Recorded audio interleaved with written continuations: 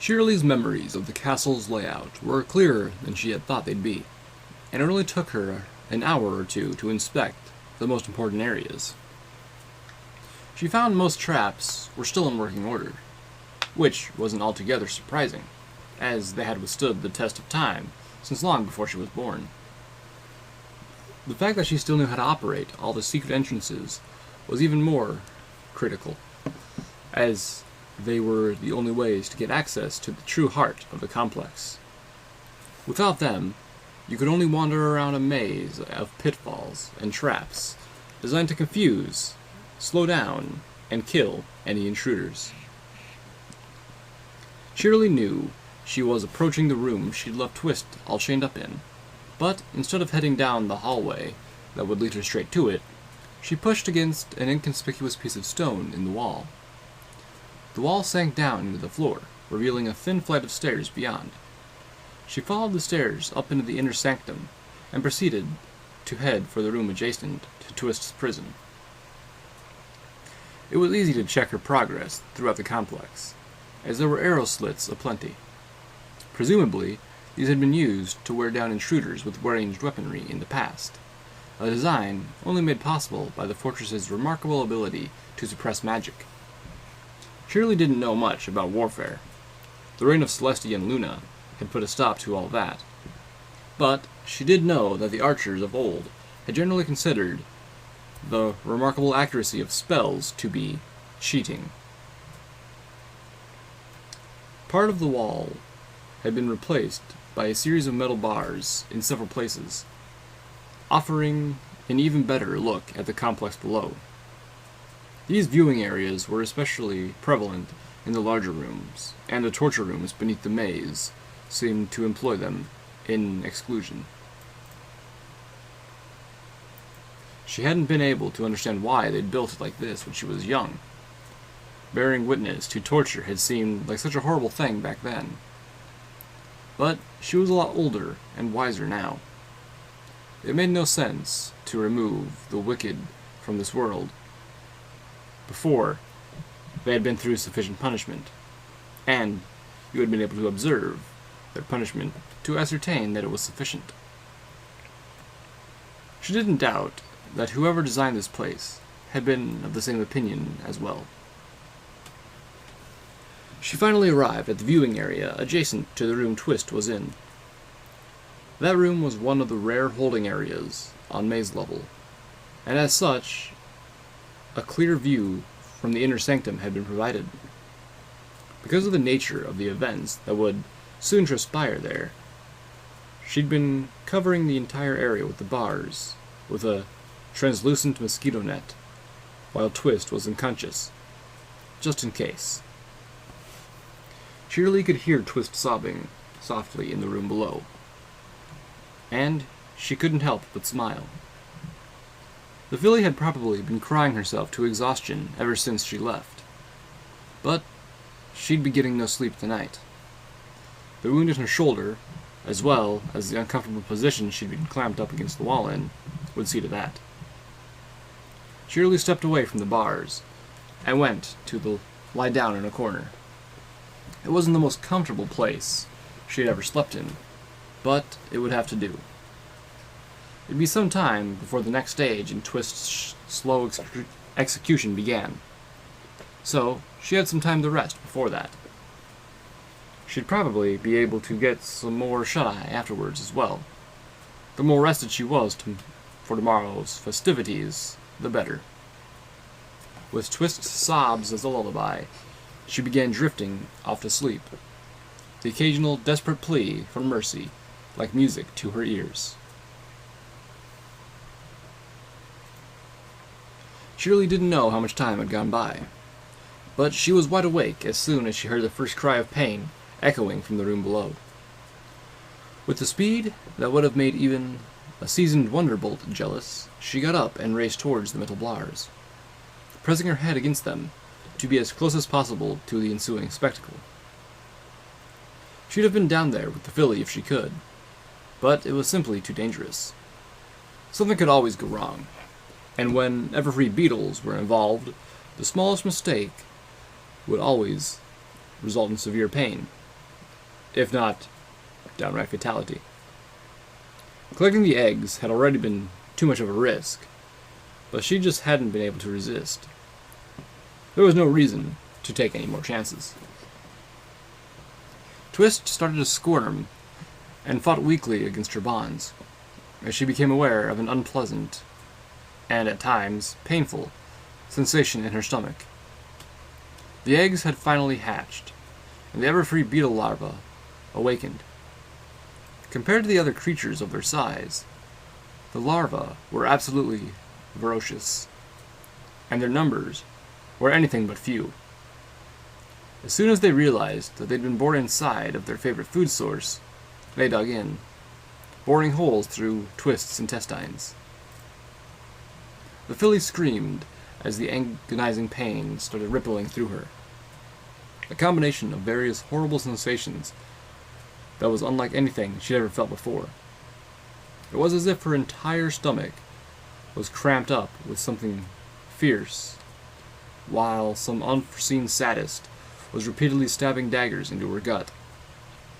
On top of that, she could swear she was able to feel each individual larva as it chewed itself a path through her. But she couldn't tell if it was real or just a project of her imagination. Not that she really cared, but it hurt like hell, all the same. "No! Cheerilee! Help!" is what she tried to scream, but the only thing that came out was a dry, choking sound. The sentiment reached her tormentor all the same, as the aforementioned stood, mesmerized by the filly's screams and pained expressions, breathing shallowly, and supporting herself against the metal bars. The filly threw her head from left to right as the feeding frenzy reached a crescendo, and the excessive amount of competition for the juicier bits caused several larvae to begin feasting on the muscles of her abdomen. Twist felt herself going green, and her screams were abruptly cut off when she suddenly felt the need to hurl. She spewed forth a disgusting mixture of both blood and bile, which dripped down her body, soiling the few clean patches of fur she had left. As more and more larvae became sated, the worst of the stabbing pains started to subside. She was left with a disgustingly empty feeling, and a burning pain that was more intense than anything any pony should be made to bear. Yet it felt almost like a blessing compared to the racking agony of just a few moments ago.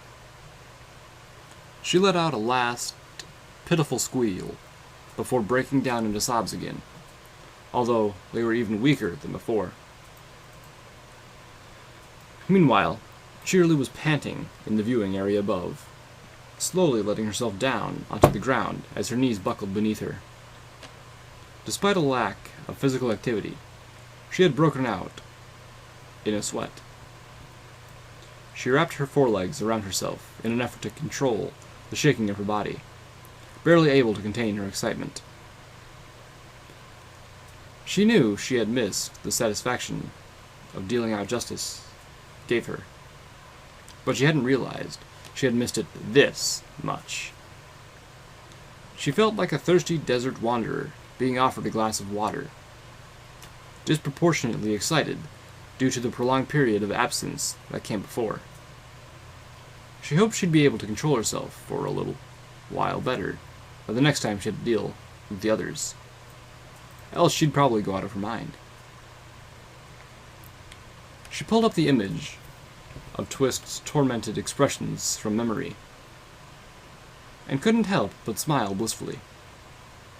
She knew the filly would be missing large parts of her intestines now, and she was likely bleeding out slowly as well.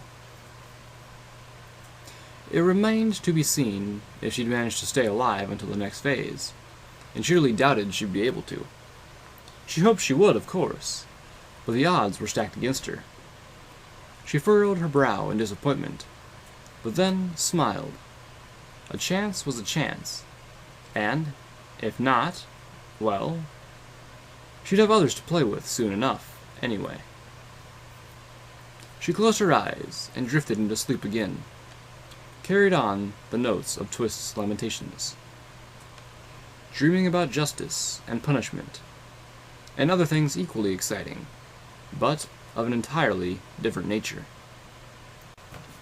Twilight Sparkle restlessly paced back and forth across the library, glancing at her clock several times a minute. Twist was late, very late. She wouldn't normally expect a filly to be very punctual, but Twist had seemed quite desperate for any sort of information, which was exactly what Twilight had to offer her.